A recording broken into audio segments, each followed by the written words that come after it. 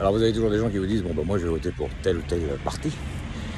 Parce que ce parti va m'apporter la stabilité dont j'ai besoin, l'opulence dont j'ai besoin, la sûreté, la sécurité. Voilà. Après ça dépend encore où on se place. En général, les personnes qui gagnent assez bien leur vie vont voter pour un gouvernement qui est un peu dans la même énergie.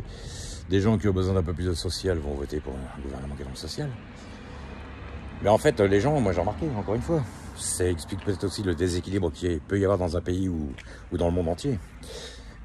Toute notre vie, quand on fait partie d'un parti, on vote pour le même, en général.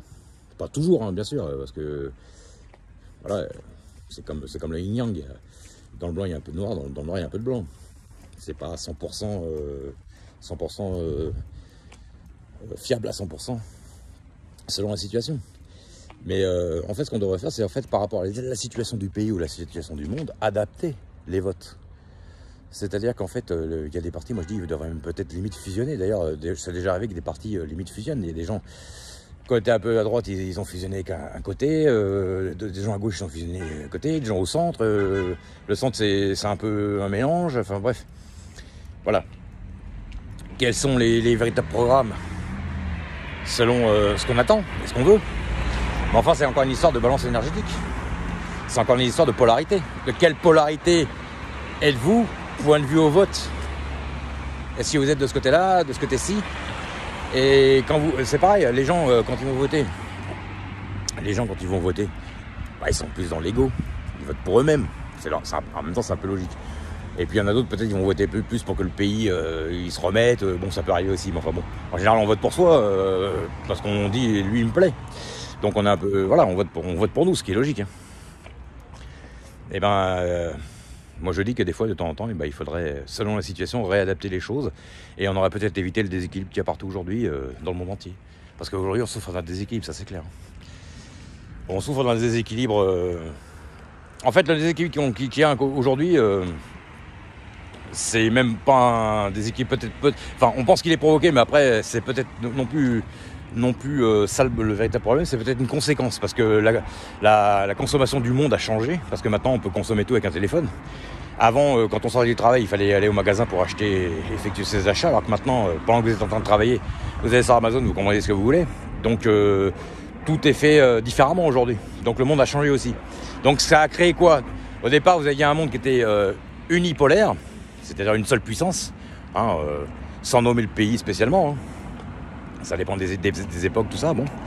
Après, qu'est-ce qui s'est passé? Vous avez eu un monde qui s'est équilibré en bipolaire, en bipolarité, deux puissances, comme États-Unis et les Russes. Et aujourd'hui, qu'est-ce qui se passe? Pourquoi que le monde il est en train d'être chamboulé comme ça? C'est parce qu'en fait, le monde il est en train de se transformer en un monde multipolaire.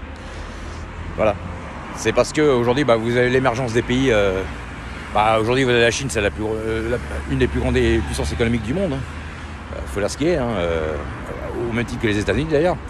Et il y a un déséquilibre de la balance. En fait, ça pèse plus d'un côté, ça pèse de l'autre. Donc ça crée un peu de discorde. Et puis chacun veut garder un peu son monopole. Et puis là, ça serait plutôt la balance commerciale. Donc voilà. Donc le monde, en fait, il est en train de changer à cause de ça. Donc je pense que c'est parce que je pense qu'il y a des gens qui veulent pas perdre le monopole, et puis je pense en même temps que c'est parce que le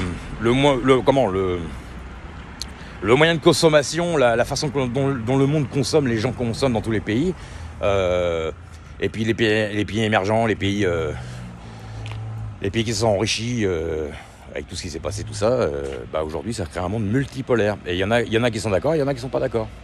Il y en a qui veulent garder le monopole, je pense. C'est ceux qui sont un peu plus dans l'ego peut-être, et ceux qui sont un peu plus dans le partage, eux ils sont pour un monde multipolaire. Moi je le vois comme ça. Donc c'est l'histoire du toréador avec le chiffon rouge, ou le torero avec les chiffons rouges devant le taureau avec les cornes. C'est voilà, qui a raison des deux, ça dépend de la situation. Donc voilà, bye bye.